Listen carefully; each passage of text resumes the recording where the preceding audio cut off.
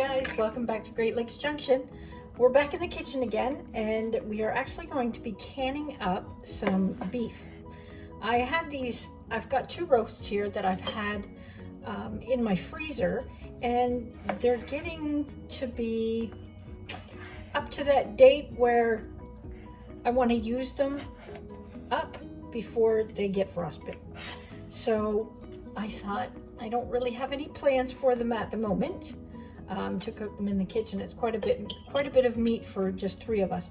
So I thought I would can them up, and we can use them during the week for some quick suppers.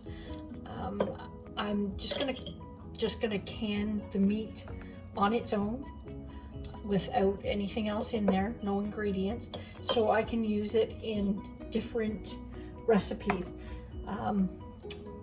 Stuff like beef and broccoli, or beef stroganoff, or even a beef pot pie. The meat will be all ready, and when you pressure can meat, it makes its own juice.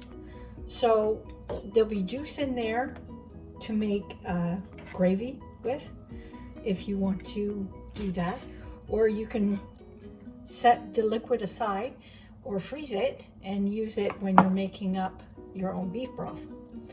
So I'm just going to go ahead and fill these jars, and you want to loosely pack them but not too tight, and they need to be about 1 inch from the top. So the first ring on this jar, this one right here, is about 1 inch. So 1 inch, 1.25 to 1 inch. And again, don't pack it too tight, but just push it down so you know that you're getting a good amount of meat in there. So I'm going to fill these jars up, and I'm sure you don't want to watch me cut all this up. Oh, one other thing is, if you have fat or any kind of silver skin, you can remove it if you'd like. Some fat is fine. If you're making gravy or anything out of the liquid that comes out when you cook this, then you'll want a little bit of fat to make gravy with. But I trim it off if there's any huge chunks in there. I'd rather not have huge chunks of fat in there, but I do leave some on.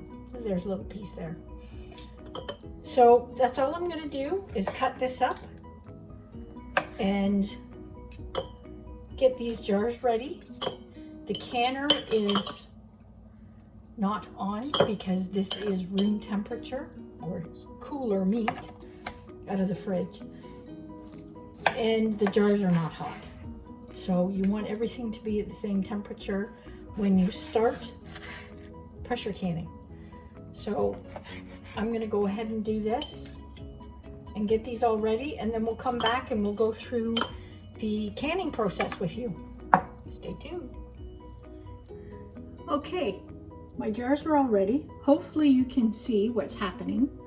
I'm just going to turn my canner on now, just before I put my jars in. Remember, everything's room temperature. So we're just going to turn it on low-ish.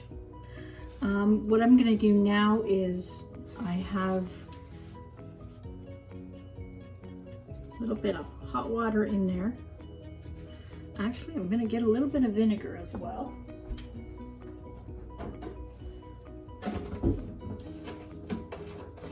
I forgot to get my vinegar out. So we're just going to put it on this paper towel. And you just want to wipe these, make sure all the debris is off the top of your jars. You don't want any fat or any grease sitting on there that's going to hinder your seal.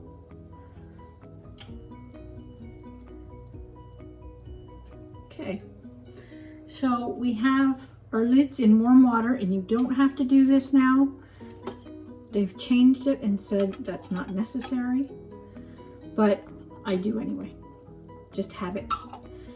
So One other thing too, you can put herbs or spices in here, or you can put salt in here. I haven't.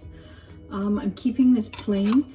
You could also add a broth if you wanted to, put a little bit less meat in there and add a little bit of broth if you wanted to, as long as you have that 1 inch head space.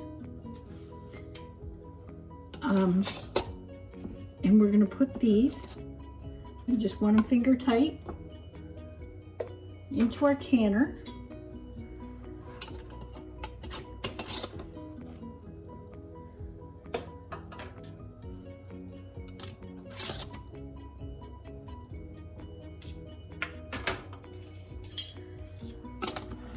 Now, because these are pints, they are going to pressure can for 75 minutes. If they were quarts, it would take 90 minutes. Now, I haven't put any spices or anything in here because I want to have the versatility of being able to use different recipes for this. And I did measure the weight on these. It's almost, not quite, but almost a pound in each jar of meat. It's going to be enough. There's only 3 of us here at our house, so this is going to be perfect for us. If you have bigger family, then do quarts, and then you can add that broth with it as well. So we're going to get the lid on this, and we're going to start warming it up. We're just going to lock it in. This is a Presto canner. There.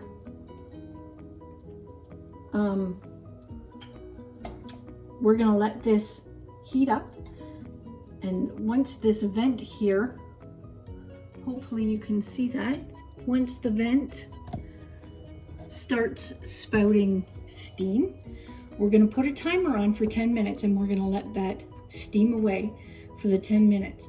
Once that's done, we're going to put our weight on, and our gauge here, I'm under 1,000 pounds, or 1,000 pounds. I'm under 1,000 feet. So we're gonna do 11 pounds for this pressure. So once we put that on, we're gonna let it get up to 11 pounds, and we're gonna start a timer for 75 minutes. So when all these steps come up, I will bring you back and we'll show you everything we're gonna do. So I'll be right back. Before I forget, just to let you know, I do not put my stove on high. I put it a couple of notches below high and let it warm up gradually. I find it works better that way, and I don't get as much siphoning. That means the liquid comes out. So it's on, I have 10 dots on my little knob there, and I'm sitting at 8.5. So that's as high as it'll go, and we'll give that a few minutes for this to start steaming up and it to create its steam coming out of here and its pressure. So we'll be right back. Okay guys, our vent is streaming. I don't know if you can see it. Yeah, I put that there. Yeah, I don't know. Streaming like a freight engine. So I put my timer on for 10 minutes. And we're gonna let that vent for the 10 minutes. It is creating a pressure inside the canner, so you absolutely don't want to skip this step. It's very imperative that you do this. This raises the temperatures and everything inside the canner itself. So we'll be back when the timer goes off, and I'll show you the rest. Okay guys, we are almost at our 10-minute mark. If you're liking this video, hit that thumbs up button for me and help our channel grow. And if you haven't already, hit that subscribe button and the bell, and it'll notify you when we have a new video come out. We really do appreciate all our viewers. We've had so many great comments from you all. We really do appreciate them all, and we appreciate hearing from you. So once our timer goes off, we are going to put this weight on, and we're going to get it up to pressure, and we're going to let it go for 75 minutes until it's done. There's our timer. When you put your weight on, be careful, because that is hot, hot steam. There it is. Other people might have a jiggler instead of a weight. And things are a little bit different when you have a jiggler. So always make sure you follow your manufacturer's instructions on your equipment and make sure that you're doing it the proper way. And also, I go to the National Center for Home Food Preservation and check out anything I'm canning. They have recipes on there, whatnot. Make sure you're doing the approved method to make sure it's safe for your family. I know there's a few of you out there that do their own thing, and that's great. Your kitchen, your rules. I try and keep to the approved methods for our kitchen here. So we will be back in a few more minutes once our pressure gets up to 11 pounds, and we'll show you what that looks like. I do leave it a little bit on the high side temperature wise, just to get that pressure built up in the canner itself. And then after that, you need to turn it down and you need to monitor it and make sure you're staying at that 11 pounds. You don't want it to drop under. If it drops under, you need to start this whole process all over again. You don't want to do that. So keep an eye on it and make sure we're sitting at 11 pounds. If you do go over, that's okay, but it may cause siphoning. So try and keep it at that 11. Sometimes some stoves are tricky. Like mine, I have to constantly be on it. There is no spot where it actually just sits and does its thing. I wish there was. So we'll be back in a few minutes when it hits that 11 pounds. Okay guys, we have hit 11 pounds and I just turned the stove down to number 2. It's gonna go in between 1 and 2. I'll keep an eye on it. We're gonna set our timer for 75 minutes and let this cook away and can for us. So we will be back then. Okay, our timer is about to go off. We have like 30 seconds left. So now it needs to cool down. We're gonna shut the temperature, shut the burner down, shut it off completely. And you're gonna let this sit until this dial goes down to the 0. Don't ever try and open it when you still have pressure in there. Make sure it is at 0. So once it hits 0, and we make sure the locking mechanism is down, and you can take off your weight and release some of the steam in there. There shouldn't be, oh, there's our timer. There shouldn't be any pressure left in it by then. And once that's all done and it's come down to 0, I just, I open a little bit and let it just vent off for 5-10 minutes, just so it gets more accustomed to the temperature in our house. It is cold in here, and the jars are so hot when they come out. So I just give them that little bit of time to acclimate. But only 5 or 10 minutes, and then we'll pull them out and see what they look like. So we will be back. Okay, I just took the lid off. It's been sitting, cooling off for just a little bit. And, oh, look at that. It's still bubbling, but looking so good. It smells so good in here. It's fantastic. And they are really still bubbling a lot.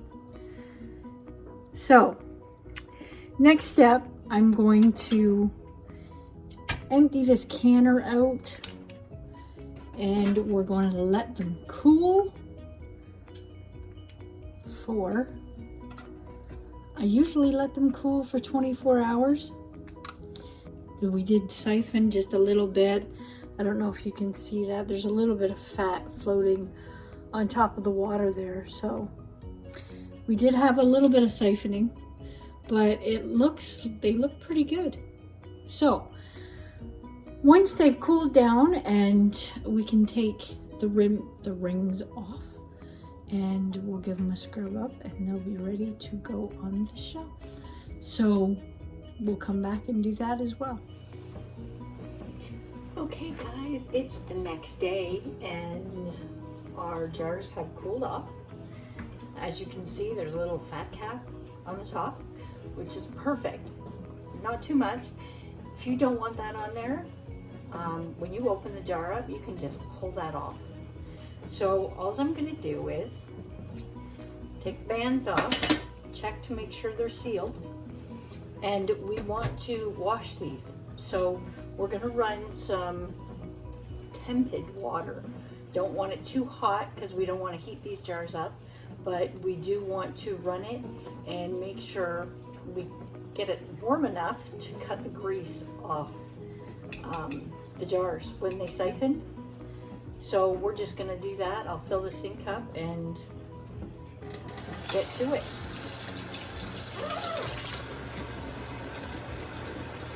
Just put a drop of soap in there. That's all you need.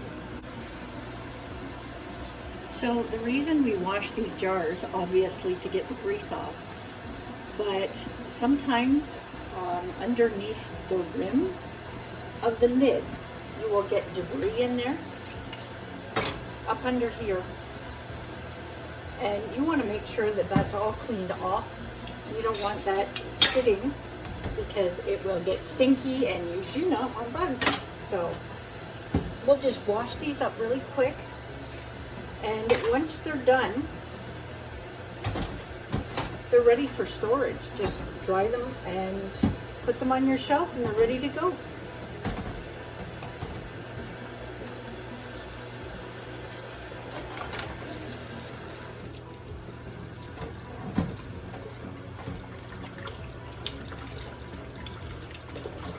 Now when you're moving them around, the fat may break up a little bit, but it will float back up to the top. We just want to make sure that we get all of that grease off the jars and any debris that's on there.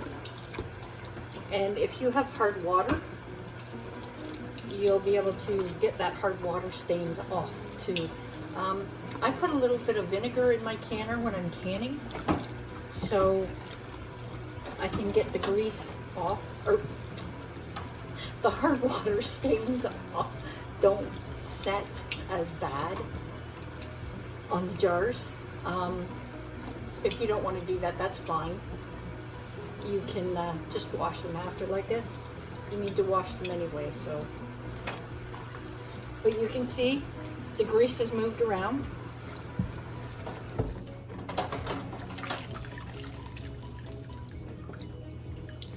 And it's starting to melt a bit. But we just want to make sure that we get all that grease off.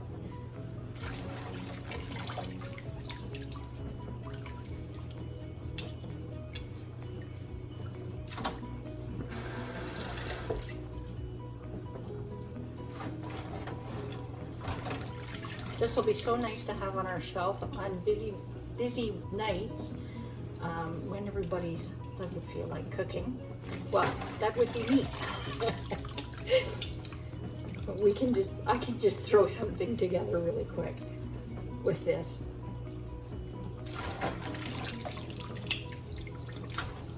I have a bunch of apples that I bought that were on sale, and I'm actually going to can them off as well. I have done sliced apples before, canning them, and they were fantastic. They make a great apple crisp. You can use them for apple pie, and I just eat them too. They're really, really nice. So, and that is it. So I'm just going to dry them up, and we'll be able to put them on our shelves, and they'll be shelf stable for 1.5 to 2 years or more. So thanks for stopping by and canning with us, and hopefully we'll see you next time. Stay safe.